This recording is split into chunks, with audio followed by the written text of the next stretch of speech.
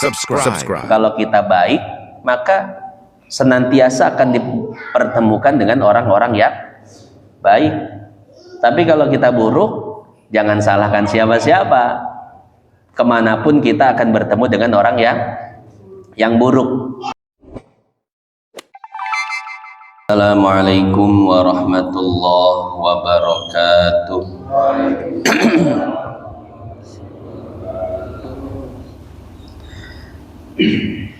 Ila hadratin nabiyil mustafa sallallahu alaihi wasallam.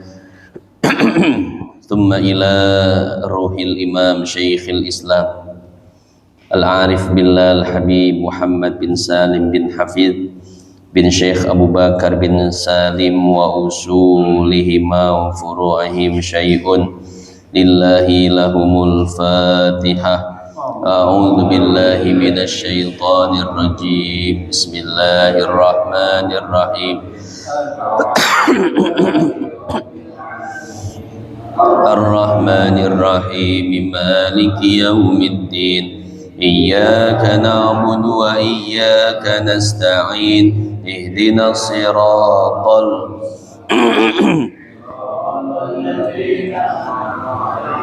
ghairil maghdubi 'alaihim waladdallin. Amin. Thumma ila ruhi abaina wa ummahatina wa ajdadina wa jaddatina wa ikhwanina wa akhwatina wa qarabatina wa jiranina wa man ahsana ilaina wa man zalamna aw asa'na ilaih. Thumma ila ruh khususan, sebutkan almarhum almarhumah kita masing-masing.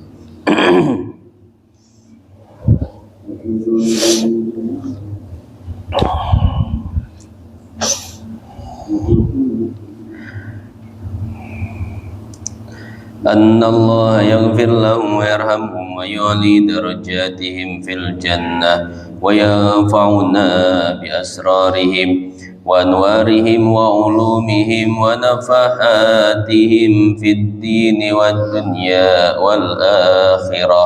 شيء لله لهم الفاتحة.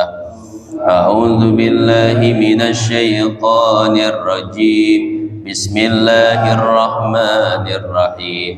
الحمد لله رب العالمين الرحمن الرحيم مالك يوم الدين.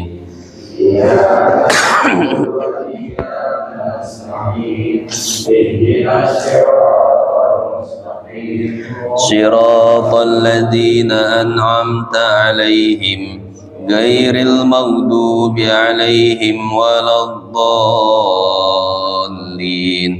آمين. الله أكبر. لا إله إلا الله والله أكبر. بسم الله الرحمن الرحيم. قل هو الله أحد الله الصمد لم يلد ولم يولد ولم يكن له كفوا أحد. بسم الله الرحمن الرحيم. قل هو الله أحد الله الصمد ولم يكن له كفوا أحد. بسم الله الرحمن الرحيم. قل هو الله أحد الله الصمد لم يلد ولم يولد ولم يكن له كفوا أحد. بسم الله الرحمن الرحيم. قل هو الله أحد الله الصمد لم يلد ولم يولد ولم يكن له كفوا أحد.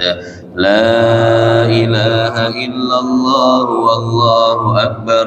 بسم الله الرحمن الرحيم.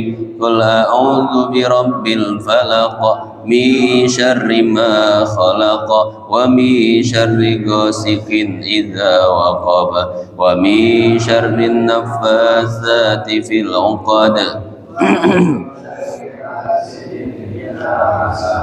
لا إله إلا الله والله أكبر. بسم الله الرحمن الرحيم.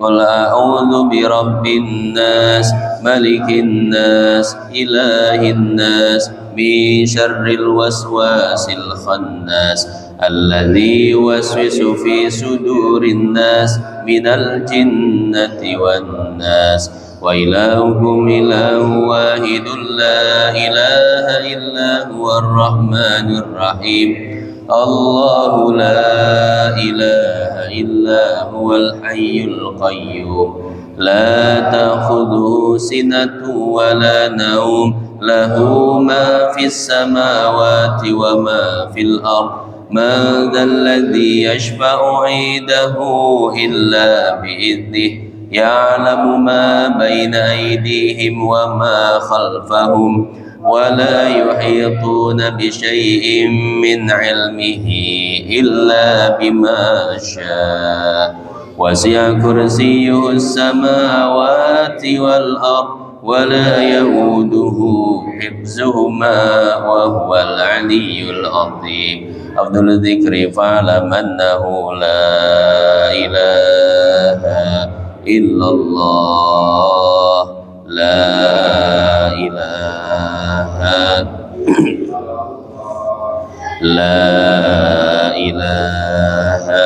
إلا الله سيدنا محمد رسول الله صلى الله عليه وسلم لا إله إلا الله لا إله إلا الله لا إله إلا الله لا إله إلا الله لا إله إلا الله لا إله إلا الله لا إله إلا الله لا إله إلا الله لا إله إلا الله لا إله إلا الله لا إله إلا الله لا إله إلا الله لا إله إلا الله لا إله إلا الله لا إله إلا الله سيدنا محمد رسول الله صلى الله عليه وسلم وشرف وكرم ومجد وعظم رضي الله تعالى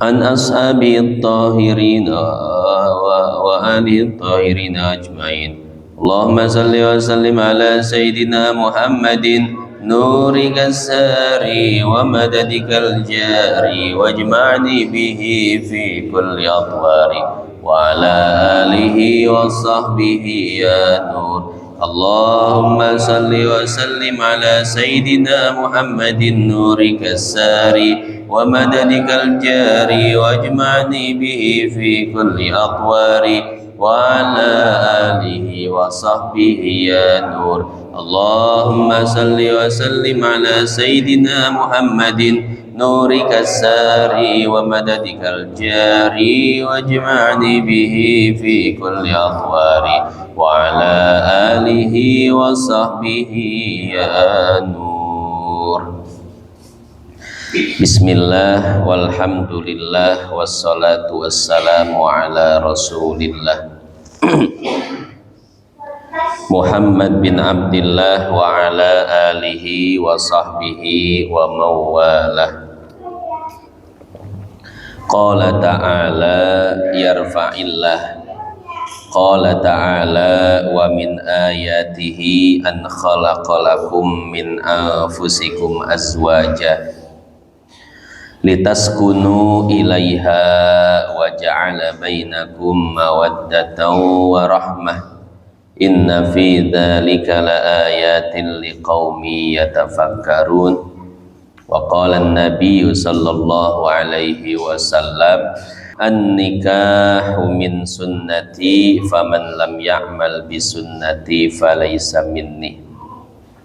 Yang saya hormati dan saya muliakan segenap hadirin jamaah yang dimuliakan Allah, wabil khusus para orang tua, para tokoh, para sesepuh yang mohon maaf tidak bisa disebutkan satu persatu namanya, namun tidak mengurangi rasa hormat dan takzim saya kepada beliau-beliau semua.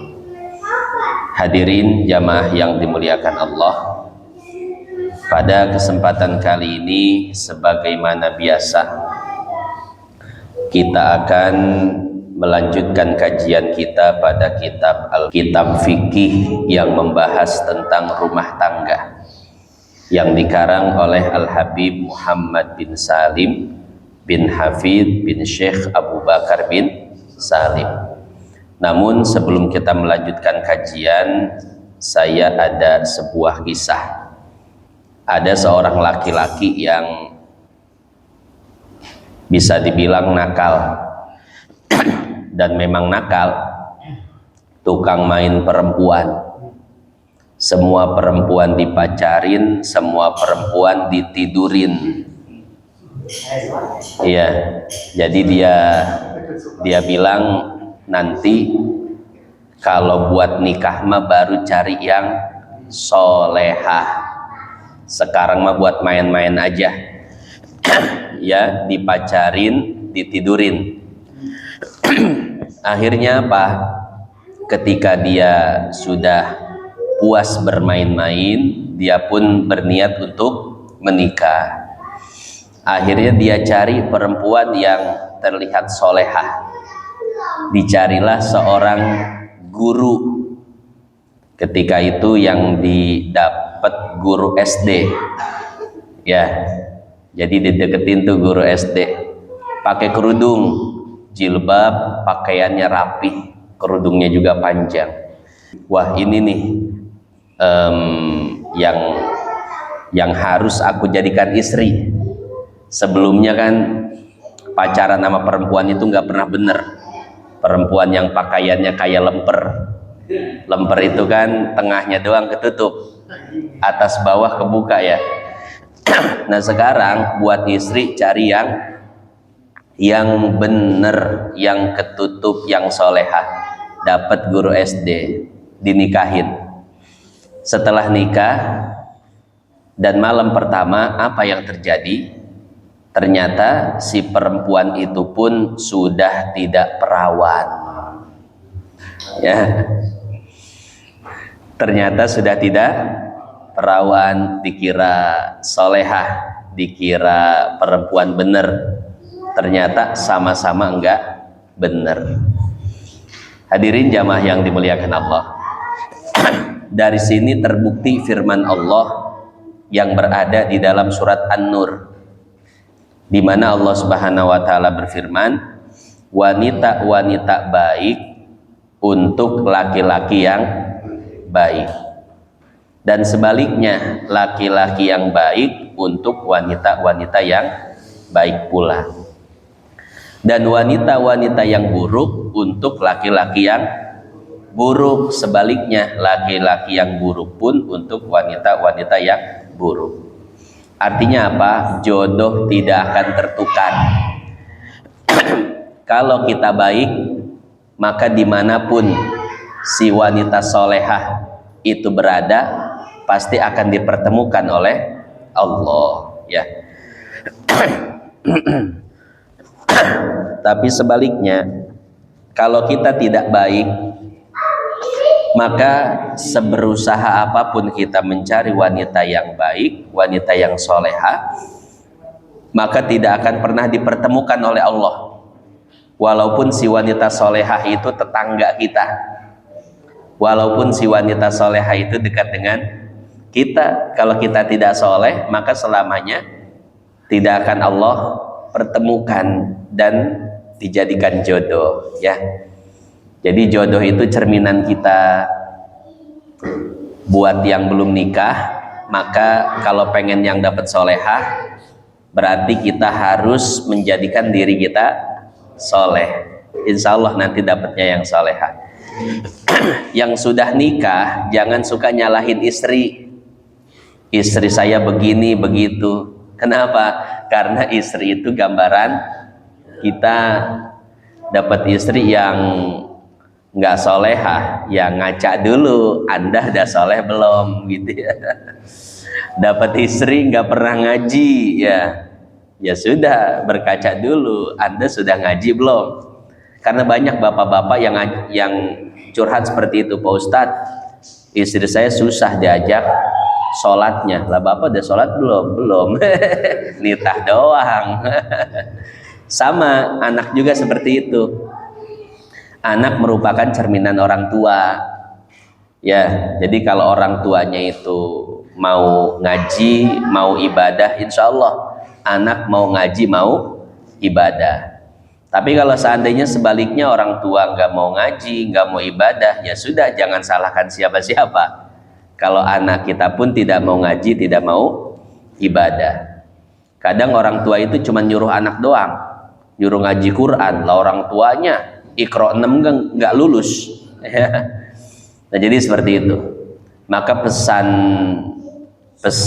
para ulama, ibda binafsik, mulailah dari diri sendiri, nanti yang lain mengikuti, istri ikut, anak ikut, bahkan nanti kalau pengaruhnya besar teman-teman ikut, tetangga-tetangga ikut, semua orang juga ikut, ya. Nah, jadi seperti itu ya. Ingat, orang baik pasti bertemu dengan orang baik pula. Orang buruk juga akan bertemu dengan orang buruk pula. Ya, dalam konteks rumah tangga seperti tadi gambarannya. Kalau dalam konteks sosial, bertetangga, berteman, sama juga sebetulnya. Ada orang yang kalau curhat itu ngerasa dizolimi mulu sama orang. Pak Ustadz, saya itu ketemu orang jahat mulu, ada orang yang ngatain ini ke saya, berbuat ini pada saya. Saya bilang, ya introspeksi diri dulu, apakah kita sudah baik sama orang, apakah sebetulnya apa yang orang lain perbuat kepada kita seperti yang pernah kita perbuat kepada orang lain. Ya, kadang orang itu ngerasa terzolimi aja gitu. Dia tidak pernah introspeksi diri, tidak pernah berpikir bahwasanya sesungguhnya dia pun adalah orang yang zolim. Karena tadi rumus kehidupan itu, kalau kita baik maka senantiasa akan dipertemukan dengan orang-orang yang baik. Tapi kalau kita buruk, jangan salahkan siapa-siapa.